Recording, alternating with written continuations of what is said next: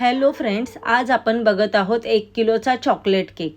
तर 1 किलोचा चॉकलेट केकसाठी आपण हे दोन अर्धा किलोचे बेस घेतले आहे. हे बघा, हे जे 3 लेयर्समध्ये कट करून घेतला हा अर्धा किलोचा एक बेस आहे आणि आता हा अर्धा किलोच्या बेसचे आपण पुन्हा एकदा 3 लेयर्स करणार आहोत. आता तुम्ही म्हणाल 1 किलोच्या केकची ऑर्डर आली आणि हे अर्धा किलोचे बेस का घेतले आहेत. तर बघा, पुढे खूप इंटरेस्टिंग केक होणार आहे, कारण अर्धा किलोचे आपण हे जे बेस घेतले आहे ते व्यवस्थित आतून त्याचं लेअरिंग करून घेणार आहे. म्हणजे सगळ्यात पहिल्यांदा आपण जसं करतो ना तसंच, म्हणजे ऑलमोस्ट सगळ्याचं लेअरिंग सेमच असतं सगळ्या चॉकलेट केकचं. म्हणजे आधी शुगर सिरप टाकायचं, मग हे मूस क्रीम, मग चॉकलेट गनाश आणि मग चॉकलेट चोको चिप्स. हे चॉकलेट चोको चिप्स जे असतात ते आपण प्रीमियम चॉकलेटसाठी वापरलं जातो, त्यामुळे टेस्ट अजून वाढते.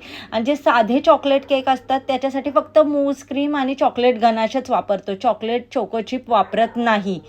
मग हे आपले प्रीमियम क्वालिटीचे केक आहे, त्यासाठी हे बघा मूस क्रीम आणि हे चॉकलेट गनाश आपण टाकलं.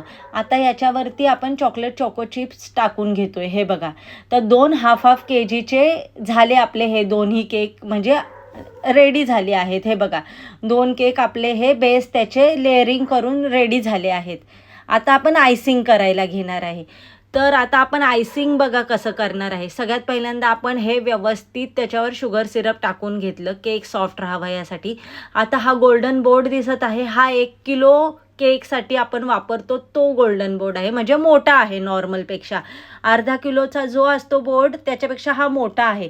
तर त्याच्यावर आपण अर्धा किलोचा केक ठेवून पहिलं आयसिंग करून घेतलं व्यवस्थित, आणि मग दुसरा अर्धावाला जो होता ना बेस तो असा कट करून घेतला आणि तो आपण जोडून घेतोय त्यालाच, त्या अर्धा किलोच्या केकला, जेणेकरून आपला केक मोठा बनावा, 1 किलोचा बनावा. हे बघा, तसं करून घेतल्यावर तो थोडा आतमध्ये असा प्रेस करायचा, जेणेकरून तो व्यवस्थित म्हणजे एकरूप होईल, 1 किलोचा बनून जाईल पूर्णपणे.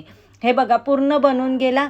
मग आता त्याच्यावर आपण हे मूस क्रीम लावून घेतोय, व्यवस्थित स्प्रेड करून घेतली मूस क्रीम व्यवस्थित. हे बघा, एक्स्ट्रावाली काढून घेतल्यावर असं करून घ्यायचं व्यवस्थित.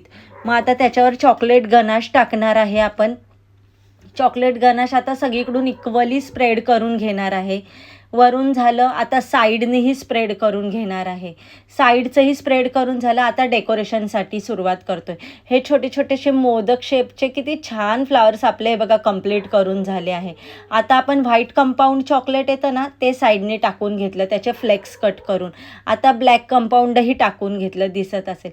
आता मध्ये छोटंसं फ्लावर टाकून घेतलं आणि छोटेसे ते मिनीवाले गोल्डन बॉल्स टाकून घेतले. झाला आपला केक रेडी. तुम्हाला कसा वाटला नक्की सांगा.